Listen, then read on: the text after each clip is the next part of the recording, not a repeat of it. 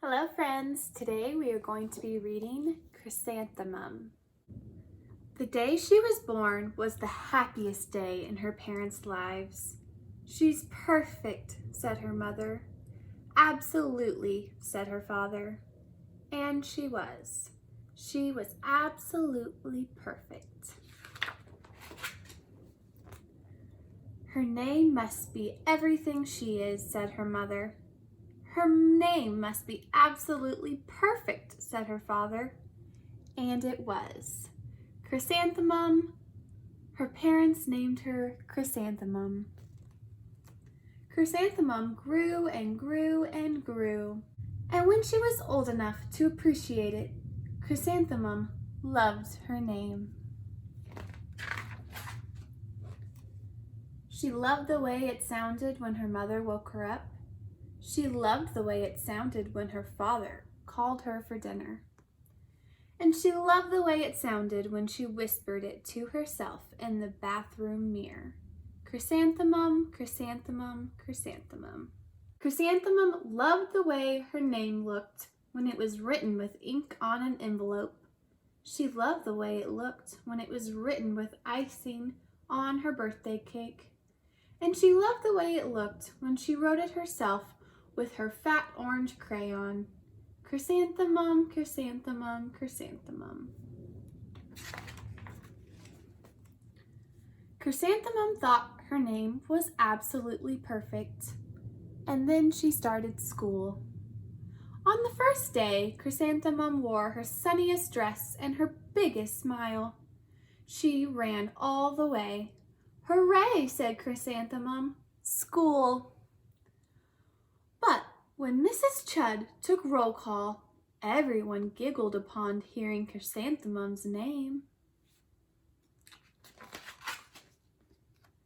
It's so long, said Joe. It scarcely fits on your name tag, said Rita, pointing. I'm named after my grandmother, said Victoria. You're named after a flower. Chrysanthemum wilted. She did not think her name was absolutely perfect. She thought it was absolutely dreadful. The rest of the day was not much better.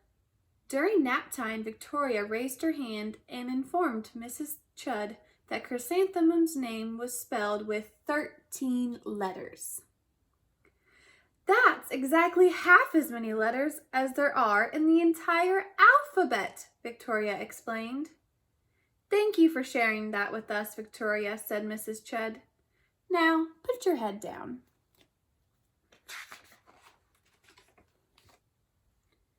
If I had a name like yours, I'd change it, Victoria said as the students lined up to go home. I wish I could, thought Chrysanthemum miserably. Welcome home, said her mother. Welcome home, said her father. School is no place for me, said Chrysanthemum. My name is too long. It scarcely fits on my name tag, and I'm named after a flower. Oh, pish, said her mother. Your name is beautiful, and precious, and priceless, and fascinating, and winsome, said her father. It's everything you are, said her mother. Absolutely perfect, said her father.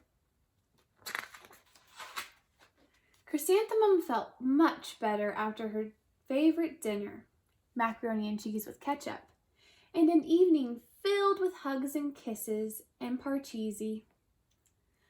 That night Chrysanthemum dreamed that her name was Jane. It was an extremely pleasant dream.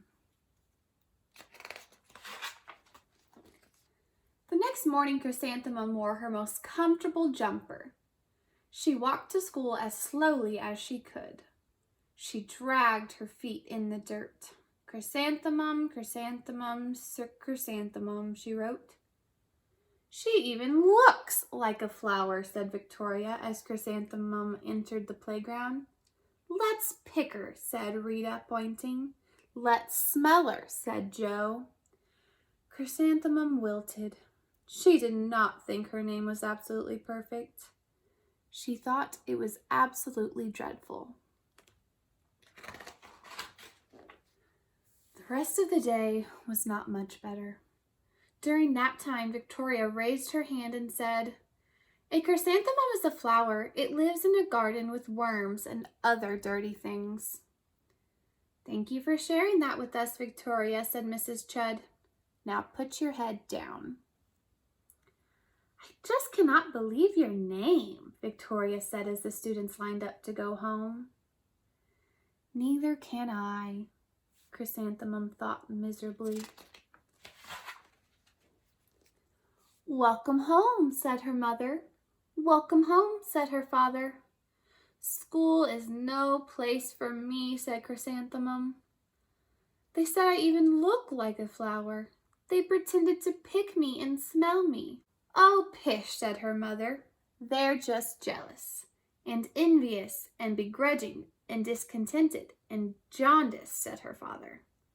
"Who wouldn't be jealous of a name like yours?" said her mother.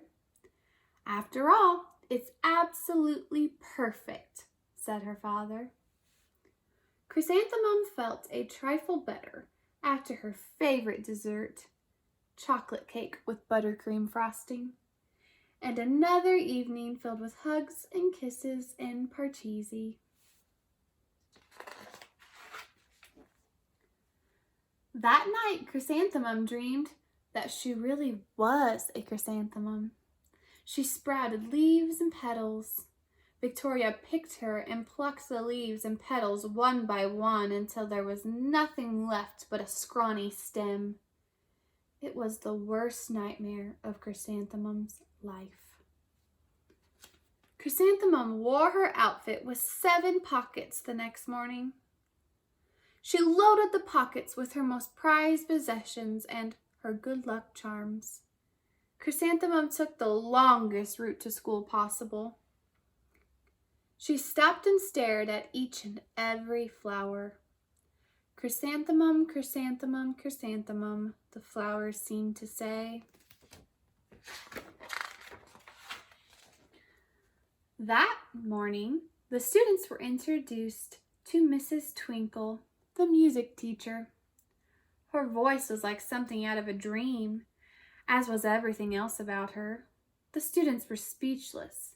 They thought Mrs. Twinkle was an indescribable wonder. They went out of their way to make a nice impression. Mrs. Twinkle led the students in scales. Then she assigned rules for the class musical. Victoria was chosen as the dainty fairy queen. Rita was chosen as the spiffy butterfly princess. Jo was chosen as the all-important pixie messenger. And Chrysanthemum was chosen as a daisy.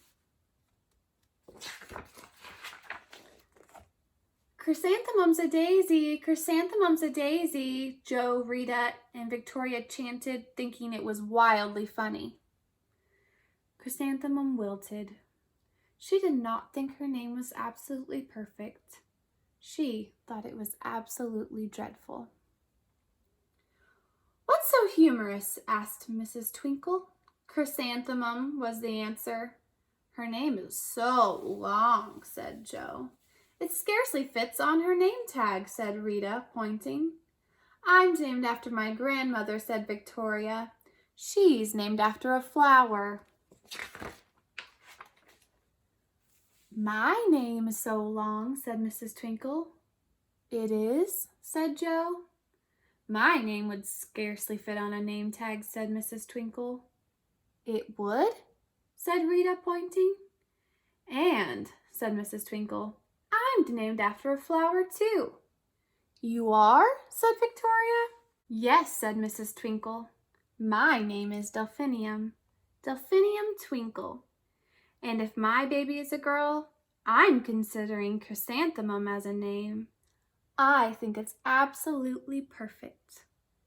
Chrysanthemum could scarcely believe her ears. She blushed, she beamed, she bloomed. Chrysanthemum, chrysanthemum, chrysanthemum. Jo, Rita, and Victoria looked at Chrysanthemum longingly. "Call me Marigold," said Jo. I'm Carnation, said Brita, pointing. My name is Lily of the Valley, said Victoria. Chrysanthemum did not think her name was absolutely perfect. She knew it.